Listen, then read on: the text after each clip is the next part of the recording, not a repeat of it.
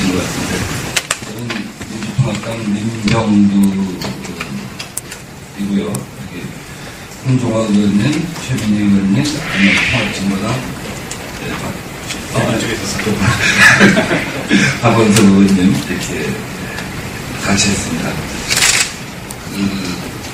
지난 총선 때 보편적 복지와 경제민주화 이런 것이 굉장히 큰 화두였던 것으로 알고 있습니다. 그래서 19대 국회 임기 시작됐는데 각 당이 경제민주화에 관한 법안을 발표하고 특히 대중소기업 상승이랄지 재벌 일가물어주기 금지에 관한 여러 가지 법안을 내놓고 있는데요.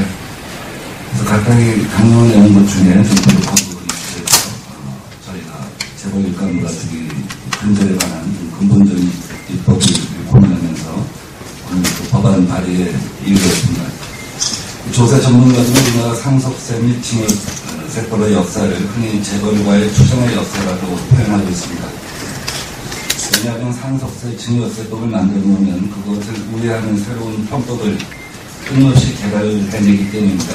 이러한 편법에 맞서서 2004년 과세 대상소득을 일일이 열거하던 열거주의를 완전 포괄주의로 바꿨습니다. 그러나 새로운 변칙징여에 대한 과세의 기술적 어려움으로 인해 완전 포괄주의가 실제로 적용된 적은 거의 없습니다. 다만 중요하고 상속세법이 징여세법은 완전 포괄주의의 기본 원칙이라는 것입니다. 재벌 일감몰아주기의 경우 그 본질을 편법징여라고 할 수 있습니다. 재벌 일감몰아주기를 근절하기 위한 핵심은 첫째, 편법징여에 대한 정당한 과세, 상속세법 및 징여세법 개정입니다. 둘째, 부당한 편법 행위에 대한 이사의 요건 강화, 공정거래법 개정에 관한 것입니다. 셋째, 공시 의무 강화, 상법 개정에 관한 것입니다. 넷째, 공정거래법과 특가법을 통한 과징금과 형법 적용 등의 접근이 필요합니다. 그래서 우선 상속세법 및 징여세법 일부 개정 법률안을 통해서 현재는 재벌 일감몰아주기 변칙징여에 대한 징여세 과세를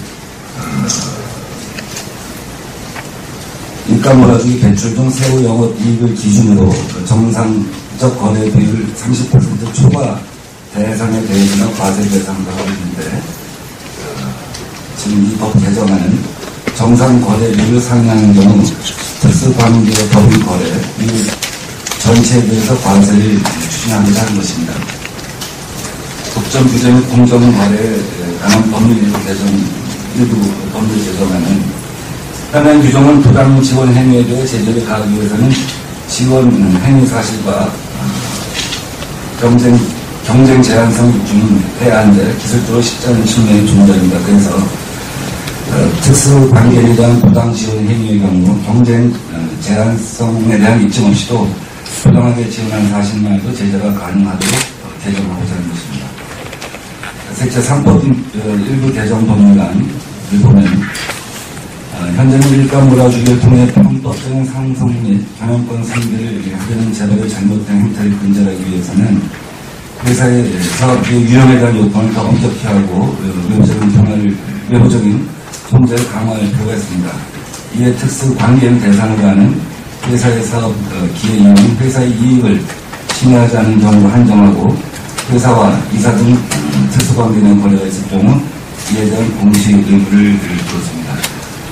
이상이 이번에 재벌 일감몰아주기 편법 징여 상속에 관한 근본적인 문제를 하기 위한 네 가지 입법입니다. 이번 19대 국회는 개원대행으로 관련 상임위에서 경제민주화를 위한 법안이 신속하게 추진되길 기대합니다.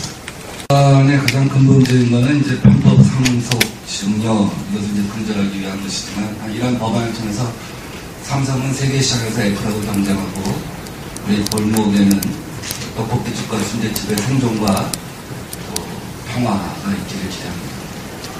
감사합니다.